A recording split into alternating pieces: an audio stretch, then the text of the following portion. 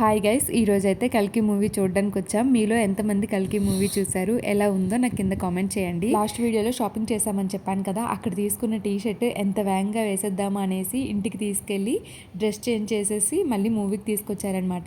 ఇక్కడ నేను స్పెట్స్ పెట్టేటప్పుడు నవ్వుతున్నాను కదా, ఎందుకు నవ్వుతున్నానో మీరు గెస్ట్ చేయండి. ఇంట్లో స్నాక్స్ తీసుకొచ్చా బ్రేక్లో తిందాం అనేసి. ఇక్కడ రేట్స్ అయితే మామూలుగా ఉండవు కదా. అయితే చాలా బాగుంది, మా హస్బెండ్కి చాలా బాగా నచ్చింది. మూవీ అయ్యాక కింద డీమార్ట్లో గ్రాసరీస్ తీసుకుందామని వచ్చామన్నమాట.